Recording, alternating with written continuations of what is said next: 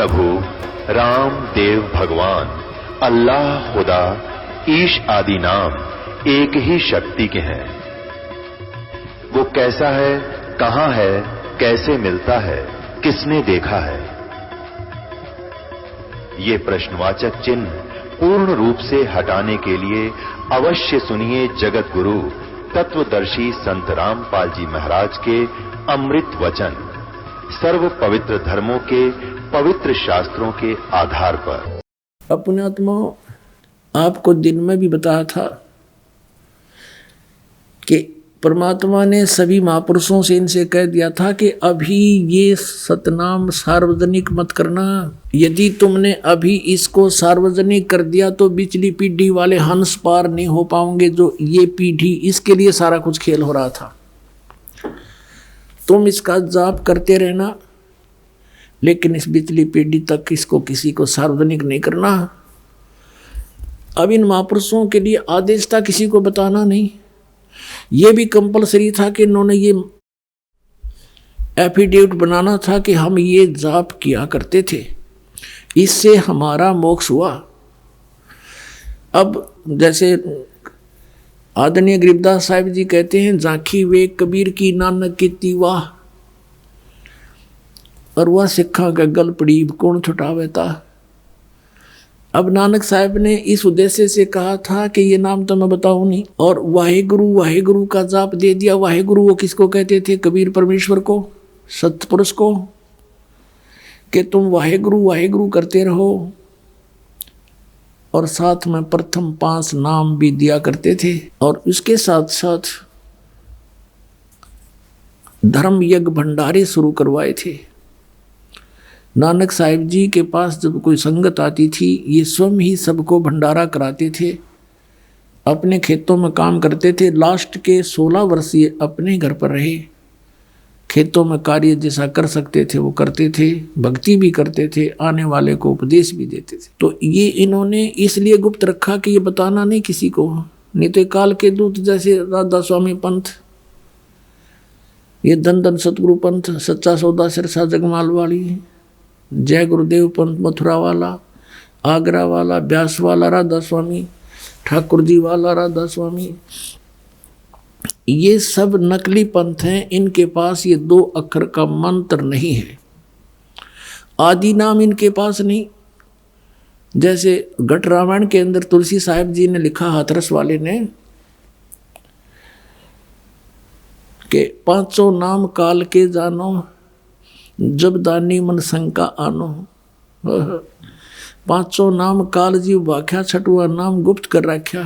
फिर बताया कि सत नाम ले सतलोक सिधाऊं, आदि नाम ले काल गिराऊं। अब सतनाम तो ये 2 अक्षर का, सतनाम ये 2 अक्षर का, जो अभी आपको नानक साहब जी के और मर्दाना और बाला की वार्ता में आपको बताया, ये है सतनाम 2 अक्षर का। और इसके आसपास भी नहीं है ये सचखंड के गीत गाने वाले राधा स्वामी वाले पंथी।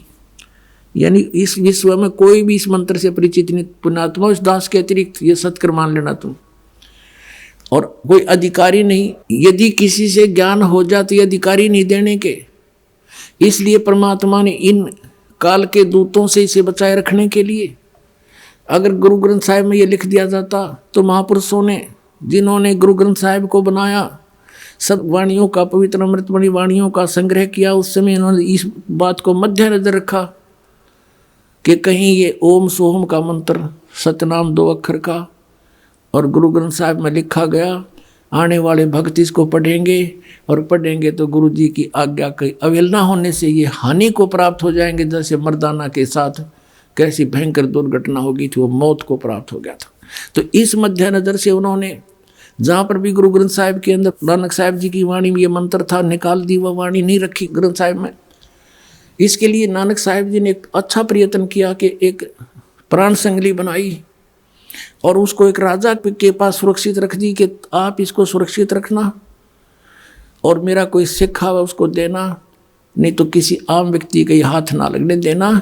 ये मेरी आत्मा है, आने वाले जीवों के लिए उद्धार होगा, संसार से पार करने का इसमें एक बहुत अच्छा मार्ग मैंने लिखा है। आम व्यक्ति के ये हाथ नहीं लगना चाहिए। अपने आत्मा फिर दिखाते हैं आपको थोड़ा सा रिहर्सल कि ये प्राण संगली जो है नानक साहिब जी ने लिखी और एक राजा के पास सुरक्षित रख दी। मर्दाना डूब गया होता इस मंत्र का जाप करने से। इस बात को मद्देनजर रखते हुए प्राण संगली को भी जल प्रवाह कर दिया गया था। अर्जुन देव जी के द्वारा, जो गुरु अर्जुन देव जी थे 5वें, जिन्होंने गुरु ग्रंथ साहिब को सब वाणियों को इकट्ठा करके जलद बना दिया, उस समय इसको भी जल प्रवाह कर दिया था। देखिएगा अब इस पवित्र ग्रंथ के बारे में क्या कहा है श्री नानक साहिब जी ने प्राण संगली के बारे में। देखिएगा ये भाग 1 है प्राण संगली, प्रथम भाग श्री गुरु नानक साहिब विरचित प्राणों का अपूर्व कवच, जो सूरत शब्द योग साधना में अमोघ तारों से रचा हुआ, काल कर्म का कृत विद्नों के गुरुमुखों का सुरक्षित का हितकारी, जिसको गुरुमुखी अक्षरों से भाषा अक्षरों में सटीपन तैयार करके गुरु साहिब के संक्षिप्त जीवन चरित्र समेत संत संपूर्ण सिंह ने प्रेम प्रसाद रूप से अर्पण किया, जिसके मालिक वेलविडियर प्रेस इलाहाबाद ने अपने खर्चे से अपने यंत्रालयों में प्रकाशित किया। ये यहाँ से छपी, इसके देखना आवश्यक सूचना में गुरु नानक साहिब ने यह अपूर्व ग्रंथ प्राण संगली किस अवसर पर सिंगल द्वीप में वहाँ के परम भक्त राजा शिवनाभ जी को उपदेश करके बख्श दिया, और फिर उनकी 5वीं गद्दी के अधिकारी यानी गुरु अर्जुन देव जी ने, नानक साहिब जी के 5वीं गद्दी के अधिकारी गुरु अर्जुन देव जी ने उसे कैसे सिंगला द्वीप से मंगवाया तथा किस कारण से उसे गुरु ग्रंथ साहिब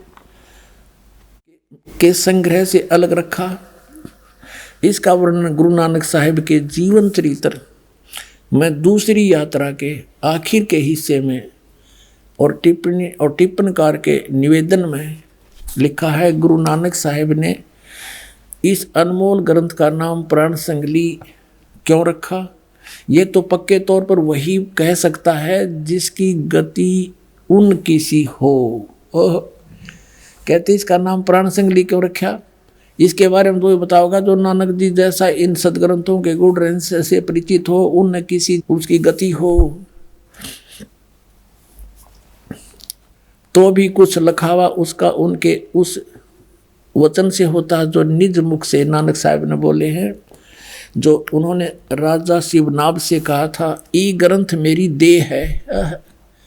नानक साहिब जी कहते हैं ये मेरा शरीर है, ये मेरा स्थूल रूप समझना, प्राणों मेरियों का संग्रह कहो कवच है, जगत समुद्र का ये पुल है, यानी संसार से पार होने का इसमें सही मार्ग लिखा मैंने, और ई प्राण संगली मैं तैनू बख्शी है, ई अदर वस्तु है, सो तय ही जरी है, यानी तू इसका अधिकारी है, तेरा विश्वास हुआ इसका मेरे इस ज्ञान का, इसलिए मैं तुझे बख्श दी है।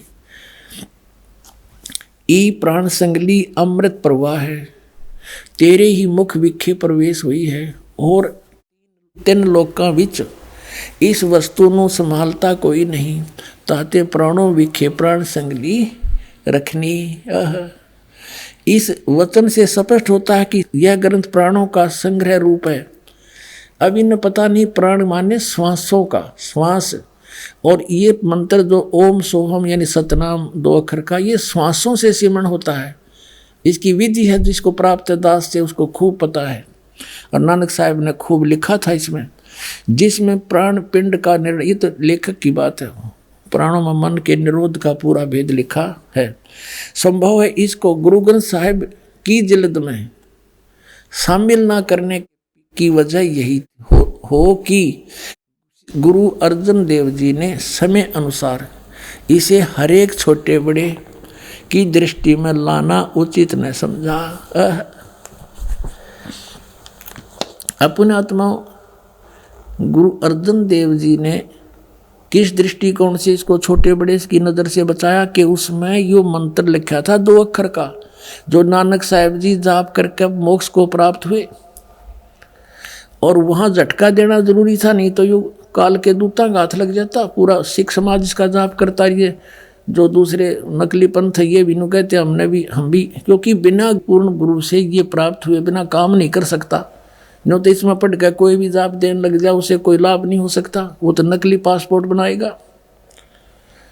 तो इन नकली पंथों जो काल ने कहकर चलाए थे कि मैं नकली पंथ चलाऊंगा, 12 पंथ करूं मैं साजा, नाम तुम्हारा ले करूं आवाजा, 12 पंथ नाम जो ले ही वो मेरे मुख में आन समाई।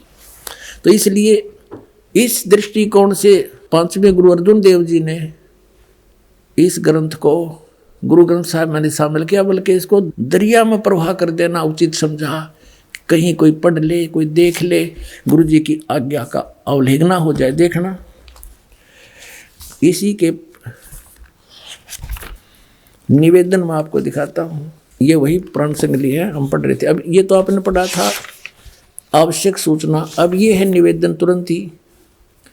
श्री गुरु नानक साहेब के 5वें स्थान पर श्री गुरु अर्जन देव जी हुए हैं, जिन्होंने गुरुवाणी की बीड़ बांधते समय, यानी सभी वाणियों को इकट्ठा करके गुरु ग्रंथ साहब का जब रूप दिया, उस समय पैड़ा नामक एक शिष्य को सिंगला दीप भेजकर राजा शिवनाभ के पौत्र, शिवनाभ तो रहा नहीं था, उसका पौत्र था, पोता के पास यह ग्रंथ मंगवाया था, ये प्राण सिंगली मंगवाया था, जिसे किसी कारण विशेष से गुरु ग्रंथ साहिब की भीड़ में रखना उचित न समझकर सर्वथा जल प्रवाहित कर दिया था। ओहो, सारा का सारा जल में प्रवाहित कर दिया था, डाल दिया था। जो कि एक परम प्रेमी साधु की अत्यंत प्रार्थना से द्रवीभूत हुए गुरु साहिब के वचन अनुसार जल से निकलवाया, यानी ये तो डाल दिया था उसमें जल में, किसका कति नामो निशान मिटा दूं, कहते गुरु जी की अवहेलना हो जाए, 2 अक्षर के मंत्र को कोई जाप कर ले वह। फिर यो कहते हैं किसी साधु की प्रार्थना से द्रवीभूत होकर, यानी पिंगल के गुरु अर्जुन देव जी ने उससे कह दिया कि चल निकाल ले, और वैसा ही निकलवाया और जैसा का तैसा उसे ही बख्शीश कर दिया। अर्जुन देव जी ने उसी को कह दिया तू ले जा इसने, और दिखाइए मत किसी ने। जिसका प्रसंग गुरु प्रताप सूरज प्रकाश नामक प्रमाणिक इतिहास की 3 राशिगत 32वें अंशु में लिखा है। अपने आत्माओं, इस प्राण संगली के अंदर 160 अध्याय थे, ये भी आपको बताता हूँ। ये प्राण संगली है और ये डॉक्टर जगजीत सिंह खानपुरी द्वारा इसका संपादन है। ये है publication bureau, Punjab university Patiala से। अब इसकी भूमिका में लिखा है, देखिएगा, ये भूमिका में लिखा है, पहला संस्करण है, पहला संस्करण। इसमें क्या लिखा है कि प्रस्तुत प्राण संगली दा प्रकाशित रूप है योग अते विशेष तौर ते हठ योग अनुसार प्राणायाम दा, यही ना अपनी तरफ से लिखा है इसका, जो भी सोचा इसको। इसमें क्या लिखा है ये, अब हम भूमिका में देख रहे हैं, भूमिका देखें इसकी, हम अपने मतलब की बात पढ़ेंगे। इसमें लिखा है कि संत संपूर्ण सिंह ने, जिसको हिंदी वाला आपने पढ़ा, संत संपूर्ण सिंह ने देवनागरी लिपि विच इस संस्करण दा प्रकाशन किया। उस विच कुल 80 अध्याय शामिल हैं और 80वें अध्याय के अंत ते इस दे कुल अध्याय 113 लिखे हैं। और इस संख्या दी पुष्टि जन्म साखियां तो भी होंदी है, पर संत संपूर्ण सिंह ने 160 अध्याय दे होने दी संभावना वल संकेत किया है। अब कहने का भाव ये है कि इनमें से जो मूल थे वो निकाल दिए, जिनमें कंसेप्ट क्लियर था ये इस सतनाम के बारे। फिर भी इसमें बहुत स्थानों पर, जैसे आपको सुबह भी दिखाया था, फिर दिखाते हैं, ये प्राण संगली भाग 2 के 103 पृष्ठ पर ये मंत्र स्पष्ट है, लेकिन इनसे गलती से रह गया, यो इनका समझ में ना आया, यो के लिखा है यहाँ पर। ये देखिएगा, ये प्राण संगली हिंदी वाली है, द्वितीय भाग, और इसके संपादक है वो संपूर्ण सिंह, जिसका पंजाब यूनिवर्सिटी वाली से भी संपर्क है। ये है संपूर्ण सिंह, भाषा टीकाकार संपूर्ण सिंह, तरन तारण पंजाब से। इसके 103 पृष्ठ पर आपको दिखाते हैं। ये 103 पृष्ठ पे है, राग भैरव है ये, मैला पहले का। इसके अंदर यह देखना, कहते हैं साध संगत मिलिया मन माना, और ना मैं ना ओम सोहम जाना। ये ना इसके साथ लगना चाहिए, ना है। ये ना माने नाम होता है, कहते हैं ना तेरा के ना है, हमारी देसी भाषा में, अपनी लैंग्वेज में, पंजाबी में भी ऐसे कहते हैं, वो की ना है तेरा। तो ना में ना, नामों में नाम, नामों में नाम है ओम सोहम, ये जाना, ये असली मंत्र है। अब जैसे यहाँ देखना, 151 पृष्ठ पे आपको दिखाते हैं, 150 पृष्ठ पे देखना, इसके पे ये ओम मंत्र है, ओम दर, ओम दर। अब इसका अर्थ इन्होंने ये 2 नंबर यहाँ से क्लासीफाई किया है, इसको स्पष्ट किया है। इस ओम को इन्होंने ओम ही सिद्ध किया है, ओम प्लस मदर, ओम से भाव ओंकार शब्द का है। तो यहाँ भी सिद्ध हो गया, अंडरस्टूड हो गया। ईसाई ओम यू लिख रखा है, देख 103 पृष्ठ पर।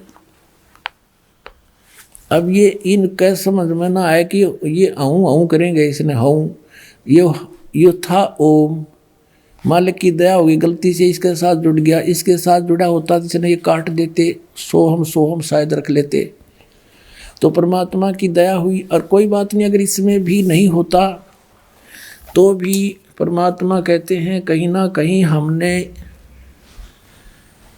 अपनी सच्चाई को रखा ही है। कहते हैं चोर चुरावे तुमबड़ी गाड्डा पानी में, वह गाड्डा वह ऊपर आवे, सच्चाई छनी ना। अब काल ने वहाँ कितना दृढ़ कर दिया इन गुरुजियों को कि इस मंत्र की भनक भी नहीं लगनी चाहिए। प्राण संगली कितना अनमोल ग्रंथ, इसको दिखाएं आपको हैरान रह जाओगे। इसमें बहुत क्लियर लिखा है, बहुत जगह पर लिखा है। अपना आत्मा परमात्मा की सी कृपा होगी, ये सिख बच्चे ही इतने सियाने हो गए, ये अपने आप इन सदग्रंथों को जानने लगे, देखने लगे, लाल और लालड़ी की पहचान करने लगे। देखिएगा ये प्राण संगली है पंजाबी वाली, वैसी हिंदी वाली में भी एज इट इज है। ये है प्राण संगली पटियाला यूनिवर्सिटी वाली है। इसके 614 पृष्ठ पर दिखाते हैं आपको प्राण संगली प्रश्नोत्तर माला मैला पहला। यहाँ क्या लिखा है ये देखिएगा कि अजप्पा जाप सोहम हंसा जान, और सुन महल जाका स्थान। पूर्ण पुरख निरंजन करतार, अगम पुरख का ना ही सुमार। अच्छा आगे लिखा नाम अमोलक सतगुर ते पाया। ओए नानक साहब जी कहते हैं ये अनमोल नाम जो है मैंने ये 2 अक्षर का सतगुर से मिला, और अनहत सुन मही जाय समाया। फिर कहते हैं सोहम हंसा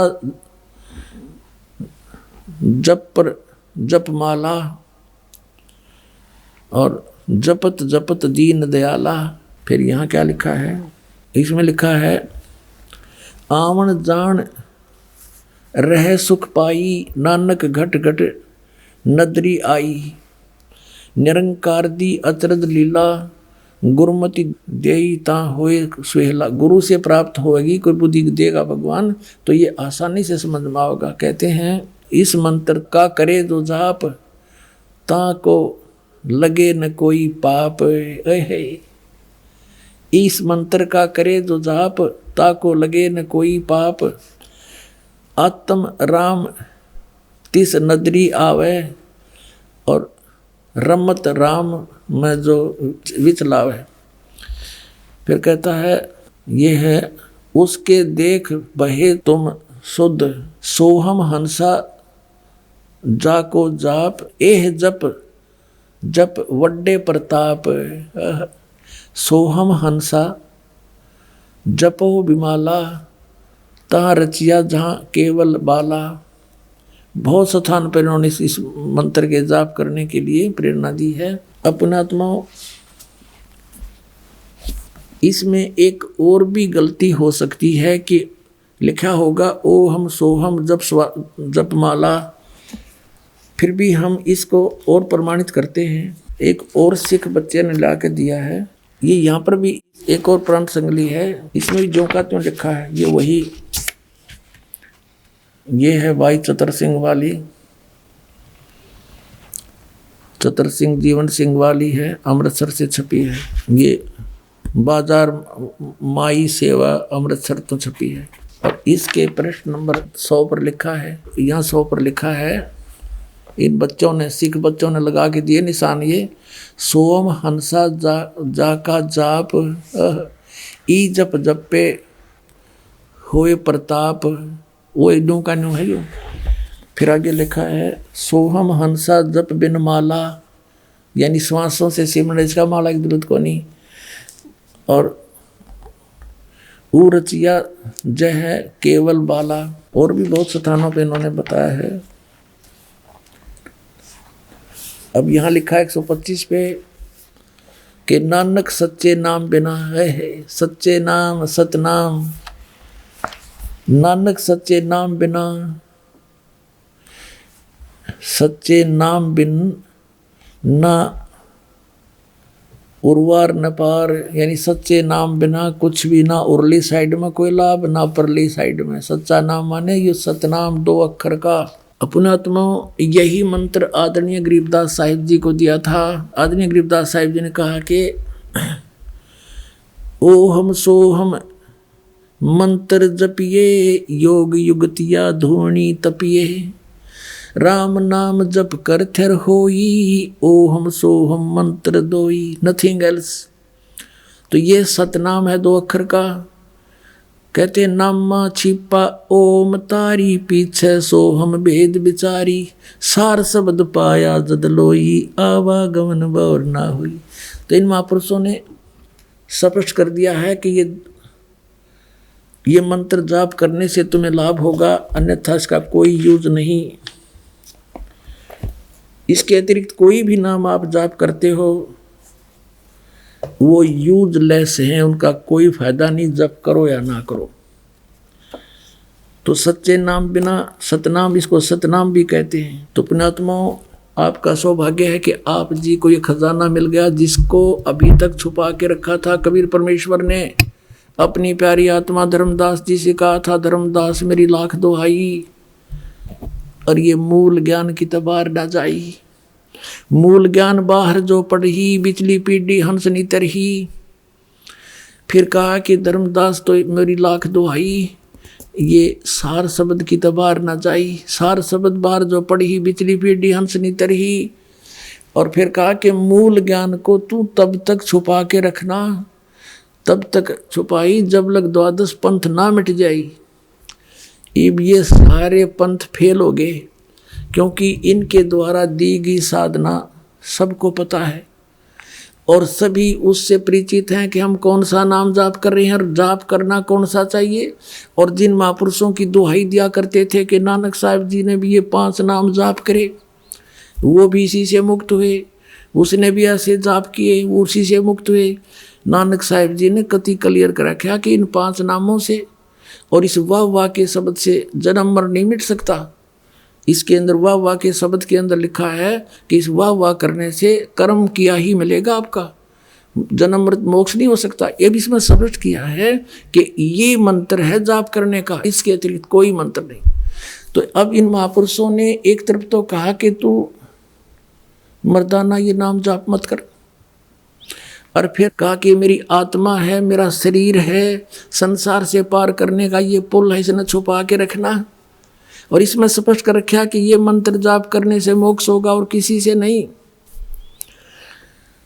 तो पुण्यात्माओं, आप तो बालक हो, आपको तो बड़ी बनाई खीर मिल गई, आपने जरूरत नहीं इतनी सिर में दर्द करने की। इन महापुरुषों की छाती देखो, इन्होंने यहां तक धोखा देकर काल को इस तथ्य को बचा के भी रखा और काल के हाथों भी नहीं पड़ने दिया। अरे ये खुल्लम खुला डंडोरा पीटने का दास को परमेश्वर ने आदेश दे दिया। आपका भी कल्याण, पूरे विश्व का कल्याण होगा। बोलो सतगुरुदेव।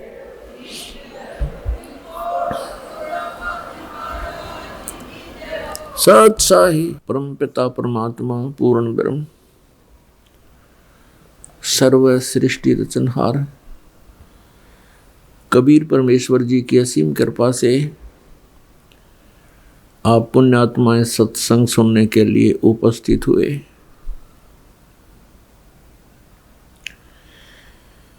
भक्ति मुक्ति के दाता सतगुरु ये भटकत प्राणी फिरंदा, उस साहिब ते हुक्म बिना नहीं तरवर पात हिलंदा। अगम निगम को खोज ले बुद्धि विवेक विचार, उदय अस्त का राज मिले तो बिन नाम बेगार। भक्ति बिना क्या होता है ये भरम रहा संसार, एक रति कंचन पाया नहीं रावण चलती बार। सर्व सोने की लंका होती, रावण से रणधीरम, एक पलक में राज बिराजिए जम के पड़े जंजीरम। पुण्यात्माओं, जो प्राणी सत्संग प्राप्त करते हैं, सत्संग में पहुंच जाते हैं, धन्य है उनके पुण्य कर्म, धन्य है उनके माँ बाप जिनसे जन्म हुआ। मात पिता मिल जाएंगे, मात पिता मिल जाएंगे, 184 माँ। सतगुरु सेवा और बंदगी भाई फेर मिलन की ना। परमेश्वर कबीर साहब जी आकर के हमें याद दिलाते हैं कि मनुष्य जीवन बहुत ही दुर्लभ है। अन्य प्राणियों की योनियां तुमने बहुत बार भोग चुके हो, ना जाने कितनी बार पशु बने, पक्षी बने, जलचर बने, वनचर बने। परमात्मा याद दिलाते हैं कि माता पिता तो आपको प्रत्येक जूनी में प्राप्त हो जाएंगे। पशु बनोगे वहां माता पिता, पक्षी बनोगे वहां माता पिता, लेकिन सतगुरु सेवा और बंदगी ये फेर मिलन की ना।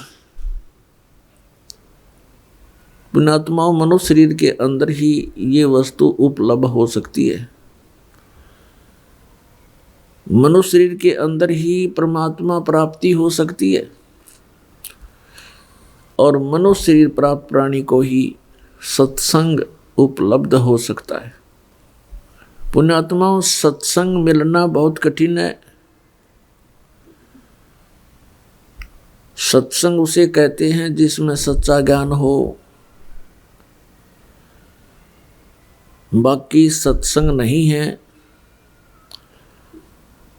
जिनके ज्ञान ऐसे बच्चों जैसे हैं, तो क्या वो संत सत्संग करते हैं?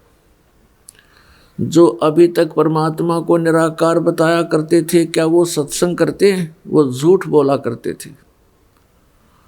अभी तक जो ब्रह्मा विष्णु महेश के माता पिता कहते थे इनके कोई माता पिता नहीं है, इनकी जन्म मृत्यु नहीं होती, तो क्या वो सत्संग किया करते? जो संत ये बताते हैं सतलोक में प्रकाश ही प्रकाश है, भगवान है ही नहीं, आत्मा उसमें जाकर के ऐसे लीन हो जाती है जैसे बूंद समुद्र में, तो क्या वो सत्संग किया करते? वो हमारा जीवन नष्ट करते थे और अपना भी जीवन बर्बाद किया करते थे, तो वो सत्संग नहीं थे। और भोले श्रद्धालु उनके द्वारा दिए गए वचनों को सत्संग जानकर निश्चिंत हुए बैठे थे। अब सत्संग आपको अब प्राप्त हुआ है या उन महापुरुषों ने सत्संग किया था जिनको परमात्मा मिले थे। परमात्मा की प्राप्ति के उपरांत जिन्होंने जो वचन बोले वो सत्संग था। उनमें कौन कौन से महापुरुष थे जिनको परमेश्वर प्राप्ति हुई? जो दास के नॉलेज में है उनमें से चंद महापुरुषों के नाम इस प्रकार हैं। आदरणीय धर्मदास साहिब जी, आदरणीय मलुकदास साहिब जी,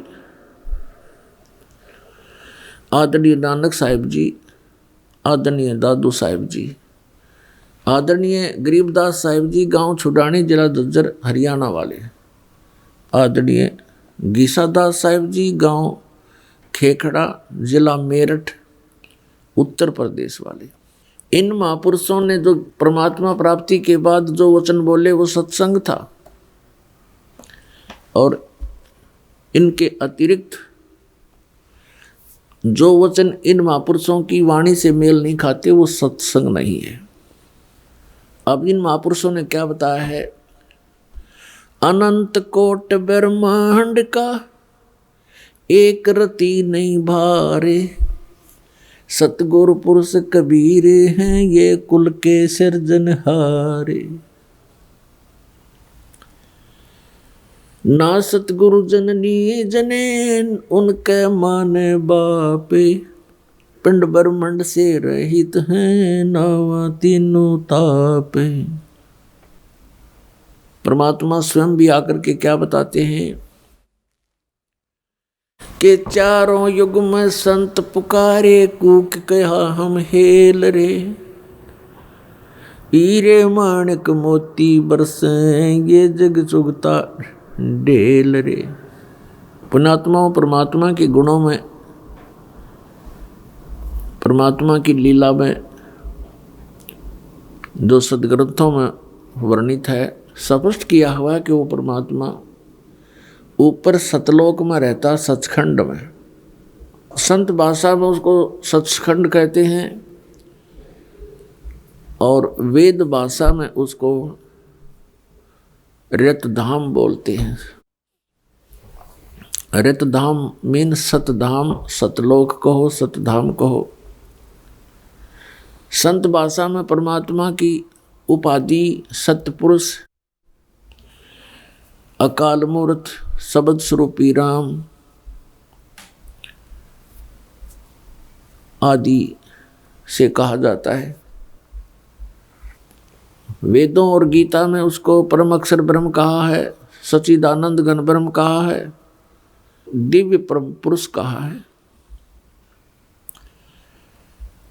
वो परमात्मा हम सब के पिता है। हम अपनी गलती से काल के जाल में फंस गए, वो दयालु हमारे लिए फिर भी भटक रहे। पुण्यात्माओं, अब समय आ गया है, बहुत सतर्क होना पड़ेगा आपको। असंख्य जन्म हो गए आपको इस काल के लोक में कष्ट पर कष्ट उठाते हैं। उसके विषय में बताते हैं, कोटि जन्म तो भरमत हो गए, कुछ ना हाथ लगा रे, और कुकर सुकर खरबा बोरे, कौआ हंस बुगारे। कोटि जन्म तू राजा की, ना मिटी न मन की आशा, भिक्षुक ओ कह दर दर घूम लिया, ये मिला ना निर्गुण रासा। इंद्र कुबेर ईश की पदवी, ब्रह्मा वर्ण धर्मराया, विष्णु नाथ के पुर को जाके तू फिर भी वापस आया। असंख्य जन्म तन मरत्या हो गए, जीवित क्यों ना मरे रे, और 12 मद मैल मठ बोरे, बहुर ना दे धरे रे। दोजक बस्त सभी ते देखे, राजपाट के रसिया, 3 लोक से तरपत नाही, ये मन भोगी खसिया। 3 लोक से तरपत नाही, ये मन भोगी खसिया। सतगुरु मिले तो इच्छा मेटे, पद मिल पदे समाना, चल अनसा उस लोक पठाऊं जो आदि अमर अस्थाना। चार मुक्ति जहाँ चंपी करती माया होरी दासी, दास गरीब अभय पद परसै वो मिले राम अविनाशी। पुण्यात्माओं, आप बिल्कुल बालक हो, काल ने आपकी बुद्धि को इतना सीमित कर दिया, जैसे संतों को हम ऐसे नजर आते हैं जैसे एक भैंस का बच्चा मर जाता है तो व्यापारी लोग क्या करते हैं, उसके खाल उतरवा लेते हैं बालों समेत और उसको साफ करके उसके अंदर भूस भर देते हैं, भूस, और ऊपर से चमार से उसको सिलवा लेते हैं। एक पूंछड़ सी लटकती रहती है और उस भैंस के सामने उस बुत को, उस कार्टून को रख देते हैं और उसको चाटती है, उसको प्यार करती है, उसको अपना बच्चा मान लेती है। और जब व्यापारी उसको लेकर उस कार्टून को चल पड़ता है, पीछे पीछे भैंस भी यहाँ करती फिरती है। अब उसकी बुद्धि इतनी काम नहीं कर रही कि इसमें भूस भर रखा, चाम लपेट रखा, ये तेरा बच्चा नहीं है। तो उन महापुरुषों ने जिनको परमात्मा मिले और सचखंड के दर्शन हुए, उन्होंने हम ऐसे नजर आते हैं कि इस हार्ड मांस इसके अंदर भर के ऊपर चाम लपेट दिया और ये बता दिया ये तेरा बेटा या तेरी बेटी, इस तरह तुम्हारा परिवार बना दिया। पुण्यात्माओं, आप जी ने थोड़ा विवेक करना पड़ेगा। कितनी बार संतों ने हमें कोशिश की है समझाने की, लेकिन हम इन काल के दूतों से प्रेरित होकर के भगवान के मार्ग को त्याग कर कुमार्ग स्वीकार कर लेते रहे, जिस कारण से हमारी बुद्धि विकसित नहीं हो पाई। वो परमात्मा हमारे लिए कितना कष्ट उठा रहे हैं, वो हमें बताने की चेष्टा कर रहे हैं कि सतलोक में चलो, वहां तुम्हें सुंदर शरीर मिलेगा, उसके अंदर ये नाड़ी तंत्र नहीं होगा, 5 तत्व से बना हुआ नहीं होगा, उसमें ना कोई रोग कोड होगा, उसमें बीपी हाई लो नहीं होगा, उसमें कभी वृद्धावस्था प्राप्त नहीं होगी। वहाँ सचखंड के अंदर आप की ऐसी सृष्टि होगी, ऐसा ही परिवार होगा जैसा यहाँ पर है, और वहाँ कोई काम नहीं। अपने आत्माओं, आपकी संतान हुई, आपने मकान बनाए, उन बच्चों के लिए सारी सुविधाएं की और करते ही रहते हो। अब ये नहीं पता पिता की मृत्यु हो जाए, पता नहीं माँ की मृत्यु हो जाती है, और पता नहीं बेटा मर जा बेटी मर जा। तो हम जिस व्यवस्था में सारा जीवन बर्बाद कर चुके, उसका हमें क्या लाभ हुआ?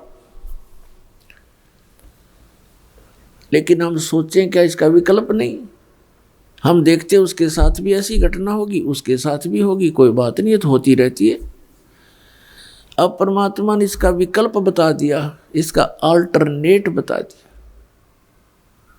कि जब तक तुम्हारे संस्कार हैं, परिवार में आप रहो, और वो भी भगवान की आत्मा है, आपके बेटा बेटी रूप में रोल करने आए हैं, माता पिता रोल के रूप में आए हैं, तो उनको एक विशेष प्यार देना, आपस में खींचातानी नहीं बढ़ावे।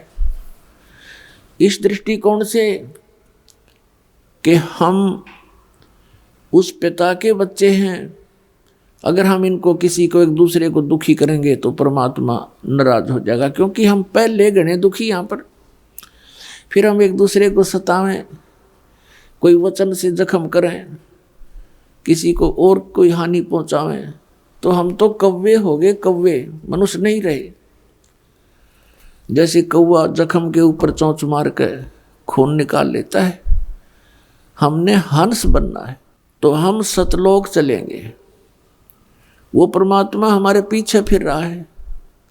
जो जन मेरी शरण है, ताका हूँ मैं दासे, गेल गेल लाग्या फिरूं जब तक धरनी आकाश। परमात्मा कहते हैं कि जो मेरी शरण में एक बार किसी भी युग में आ गया तो मैं उसके पीछे पीछे फिरता रहता हूं और उसको पार करने की चेष्टा करता हूं। क्या बताते हैं?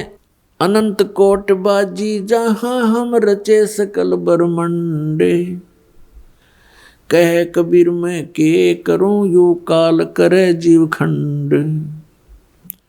कबीर साहब बताते हैं कि मैं इतना समर्थ हूं, ये सभी ब्रह्मांड मैंने रचे, अनंत कोट बाजी जहां रचे सकल ब्रह्मंड,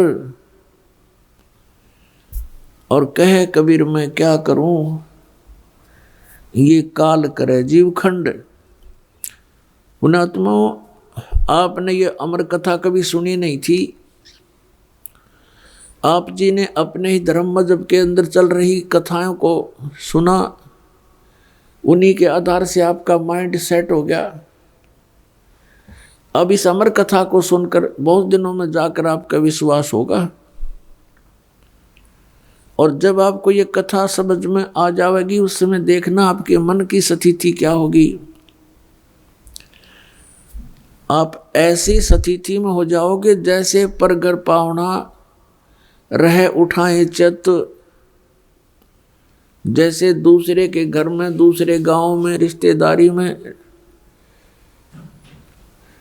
कोई परौना चला जाता है, मेहमान रूप में जाता है, वो वहाँ रहता अवश्य है लेकिन उसको पता है कि मैंने वापस जाना है, और उसको अपने घर की रह रहकर याद भी सताती रहती है।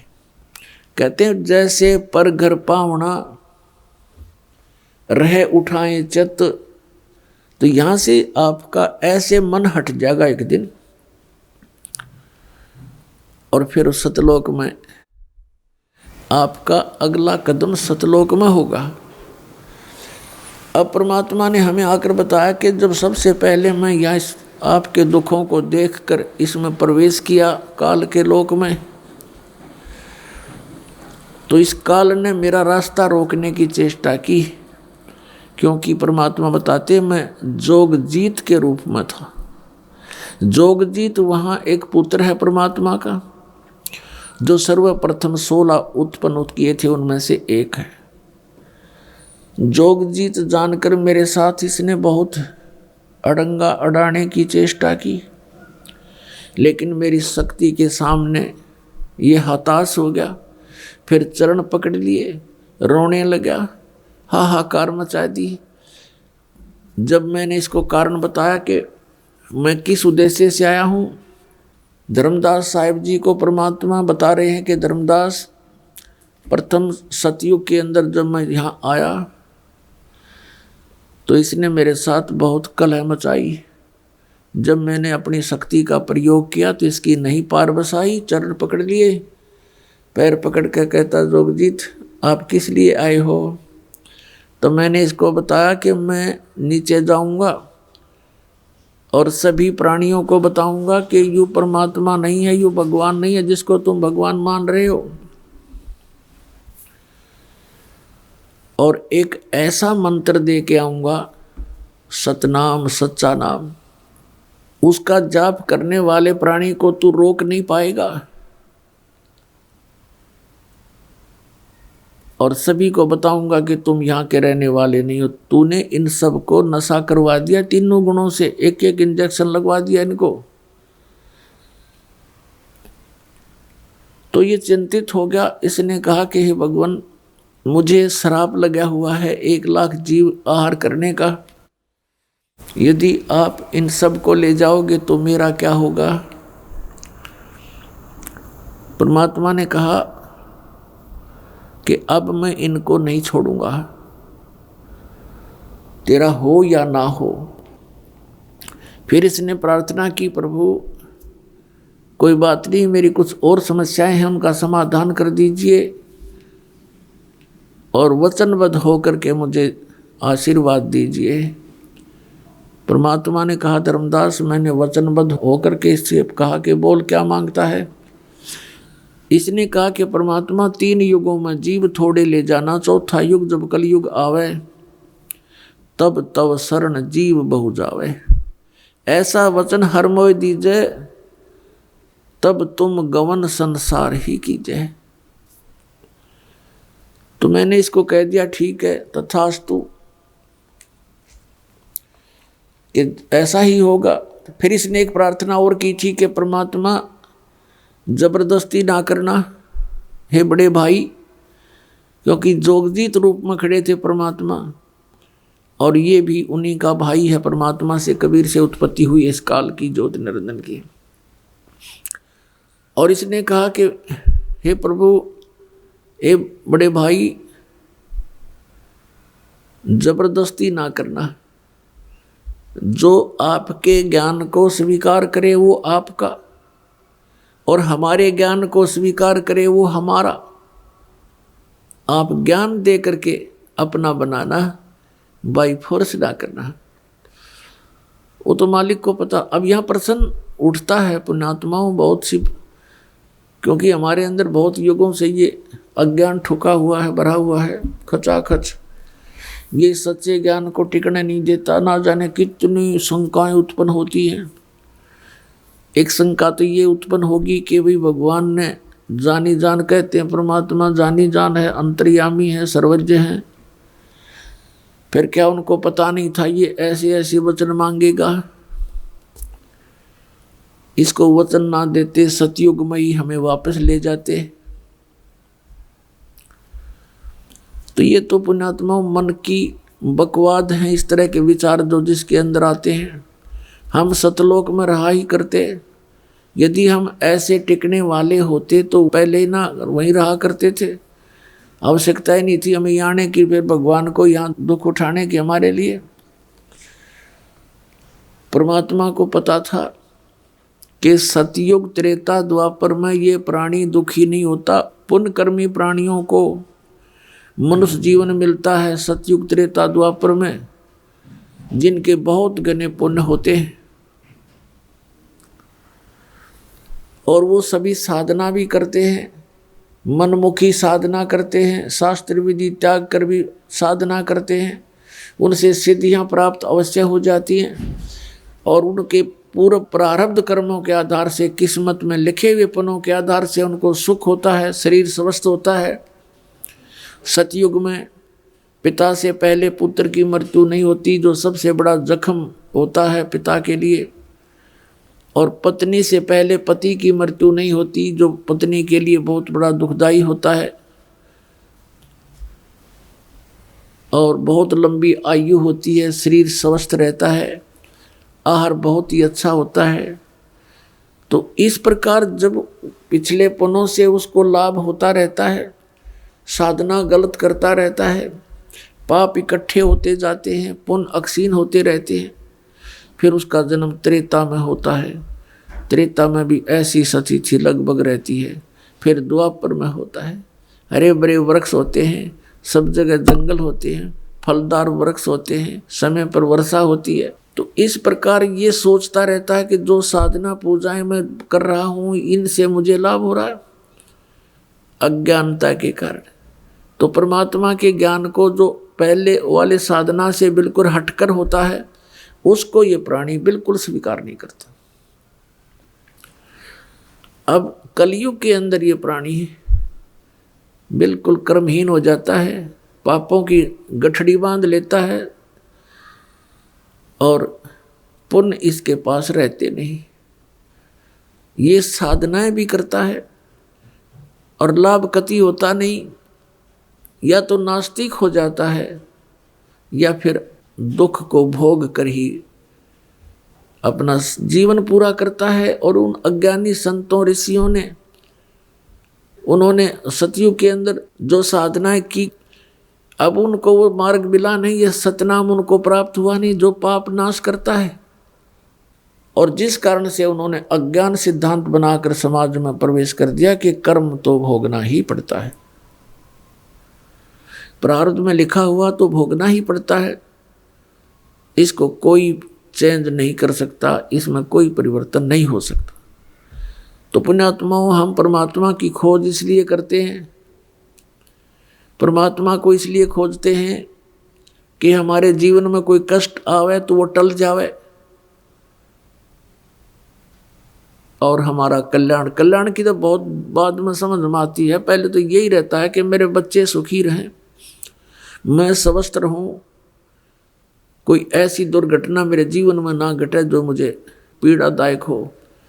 इसलिए हम परमात्मा की खोज में संतों के पास जाते हैं, और ये भी हमें मालूम है कि संतों के पास ही उसका समाधान होता है। और ये भी हम सुना करते कि परमात्मा ना जाने किस बेस में आ जा, तो वो परमात्मा कबीर साहब है, वो ना जाने क्या रूप बना करके और कब कहाँ प्रकट होता है, और हमारे लिए भटकता रहता है, हमें समझाने की चेष्टा करता है कि तुम इस झूठे सुख को सुख कहे ये मान रहा मनमोद, ये सकल चबीना काल का कुछ मुख में कुछ गोद। तो पुण्यात्माओं, परमात्मा ने प्रोमिस कर रखा है, और इसने भी प्रोमिस कर रखा काल भगवान ने कि कलयुग में जब कितने जीव ले जाना, लेकिन इसमें ज्ञान आधार बनाना। तो पुण्यात्माओं, अब बुद्धिमान समाज हो गया है, इस ज्ञान से अब आप बालक नहीं रहोगे। परमात्मा के प्रयत्न को गहराई से सोचना, वो क्यों भटक रहे हमारे लिए सतलोक न छोड़ के, क्योंकि हम उनके बालक हैं, हम उसकी आत्मा हैं। और इनको काल इसलिए परेशान कर रहा आप जी को कि जितना मैं इनको सताऊंगा उतना ही वो दुख पाएगा। अपने आत्माओं, आप बालक हो, ये हमारे साथ क्यों प्रतिशोध ले रहा कि इसने वहां पहले तो तप करा, फिर तप करा, फिर तप करा, 3 बार। उससे इसने 21 ब्रह्मांड प्राप्त किए, फिर 5 तत्व 3 गुण परमात्मा ने इसको दे दिए कि ले जाओ खेल खिलौनों से। फिर हम इस पर आसक्त हो गए, हम परमात्मा को भूल गए, अपने भगवान से मन हटा लिया। जो हमें सब सुविधा सब सुख देवा था उससे मन हटा करके एक हीरो की तरह हम इसको चाहने लग गए, जिस कारण से हम भगवान के दिल से उतर गए। और देखो सेब कितना अच्छा फल होता है, यदि वो सेब खराब हो जाता है तो वो दुकानदार उसको रखता नहीं, उसकी आत्मा बहुत दुख पावे। एक सेब खराब हो गया, बार फेंकना पड़ा कूड़े में, तो हम वहां खराब हो गए थे भाई बच्चों।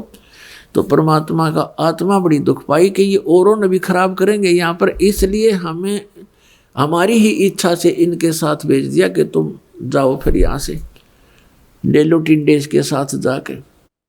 अब इसने फिर अलग ब्रह्मांड के अंदर परमात्मा ने व्यवस्था की, जिस आत्मा ने सबसे पहले स्वीकृति दी थी इस काल के साथ आने की, उसको एक लड़की रूप बनाया जिसको अब दुर्गा कहते हैं। उसके अंदर हम सभी को बीज रूप में भर दिया और उसको शब्द शक्ति दे दी कि बेटी तू जितने जीव कहे यू काल उत्पन्न कर देना, वचन से बोल देना, उतने प्रकट हो जाएंगे। पुण्यात्माओं, हम अज्ञान को सुन सुनकर स्थान स्थान पर हमारा माइंड, हमारा मन अड़ जाता है कि ये कैसे हो सकता है। जैसे एक समय ऋषि वाल्मीकि जी ने एक कुशा से डाब से पुत्र बना दिया था सीता के लिए, और पालने में लुटा दिया बना करके। सीता जब कपड़े धोकर आई तो पुत्र को देखकर पूछा, पिताजी ये पुत्र किसका है? बेटी क्या बात आपका नहीं है? कि मैं तो पुत्र को साथ लेकर गई थी कपड़े धोने के लिए। ऋषि जी ने सोचा था कि लड़की के बच्चे को कोई उठा ले गया है, जंगली जानवर वारो रो मर जाएगी, इसलिए उसने एक लड़का उत्पन्न कर दिया है जिसका नाम कुश रखा, और लव सीता से उत्पन्न हुआ था श्री राम के सहयोग से। तो कहने का भाव ये है कि उस ईश्वरीय शक्ति को थोड़ी बहुत संग्रह करके ये ऋषि लोग भी चमत्कार दिखा देते हैं, और वो तो परमात्मा के पास तो ये चमत्कार थोक के भाव के हैं। तो ये अलग ब्रह्मांड में जब रखा तो दुर्गा के साथ इसने दुर्व्यवहार करना चाहा। दुर्गा ने इसे बहुत प्रार्थना की कि मेरे से ये जुल्म ना कर, तू मेरे पास वचन शक्ति है, मैं जितने जीव तू कहेगा मैं उत्पन्न कर दूंगी। पिता ने वचन दे रखा, इसने नहीं माना, बकवाद करी, उसके साथ जोर जबरदस्ती करनी चाहिए। तो लड़की ने उसके पेट में शरण ले ली सूक्ष्म रूप बना के। तब परमात्मा ने जोग जीत रूप में आके उस ब्रह्मांड में इसको कहा था कि आज से तुझे एक श्राप लग गया, 1 लाख मानव शरीरधारी प्राणी जीव खावेगा, 1.25 लाख उत्पन्न करेगा। और लड़की को उसके पेट से निकाल दिया, पेट चीर के हाथ से वचन से ऐसे नाखून मार दिया पेट पर, और वचन से वो बाहर आ गई। फिर एज इट इज वचन से अपने आप जख्म भर गया। तो परमात्मा की शक्ति पुण्यात्माओं पर बल है। हम आध्यात्मिक मार्ग से कोसों दूर हो गए, इसलिए हमने इन परमात्मा की लीलाओं पर अविश्वास शीघ्र हो जाता है। लेकिन अब अविश्वास ना करके विश्वास पूर्ण करो। तो वहाँ क्या कहा, तब इसको आदेश सुना दिया कि तू निकल जा अपने 21 ब्रह्मांड लेकर यहाँ से। आदेश सुन ले पिताजी का और निकल जा यहाँ से 21 ब्रह्मांड समेत। इसने फिर बहुत हाथ जोड़े, पैर पकड़े, मेरे से गलती होगी, मुझे रख लो यहीं पर, मुझे दूर ना भेजो। लेकिन परमात्मा ने इसकी एक नहीं सुनी और इसको वहां से यहाँ फेंक दिया 16 शंख कोश की दूरी पर। नील पद्म शंख 16 शंख कोश, 1 कोश लगभग 3 किलोमीटर के आसपास होता है। इतनी दूरी पर आ गया ये सतलोक से इसका पूरा विमान 21 ब्रह्मांड का। तो इसने उसके बाद से परमात्मा से प्रतिशोध लेने के उद्देश्य से हमें या इतने दुख देता है कि एक पल भी चैन से ना टिक सके, सांस ना ले सके। अब देखते हो पुण्यात्मा, पशु पक्षी ये कितने कष्ट उठाते हैं। आप देखते हो मनुष्य जीवन में कोई सुखी है? इस झूठे सुख को सुख मान बैठे हैं हम। और परमात्मा हमें याद दिलाते हैं आकर के कि तुम काल के जाल में हो। आप जी को इसने मिसगाइड करके इतना ही सीमित कर दिया आपकी बुद्धि को, संतानों उत्पत्ति को ठीक कर लेना सारा जीवन, ये सोच करके बुढ़ापे में सुखी होऊंगा मैं, बुढ़ापे में मेरा जीवन ठीक कट जाएगा, बढ़िया कोठी बना दूं, बच्चों को सुखी कर दूं, गनाए धन बना दूं। अपने आत्मा बुढ़ापे तक, पहली तो ये बात है कि बुढ़ापे तक आप रहोगे कि ना रहोगे, वृद्ध अवस्था तक। और वृद्ध अवस्था होने के बाद फिर सुख कहाँ से? वृद्ध अवस्था में सपने में भी सुख नहीं। तो हमारी सारी ही सोच इस टाइप की थी जो हमें केवल दुख दे सकती है, सुख नहीं।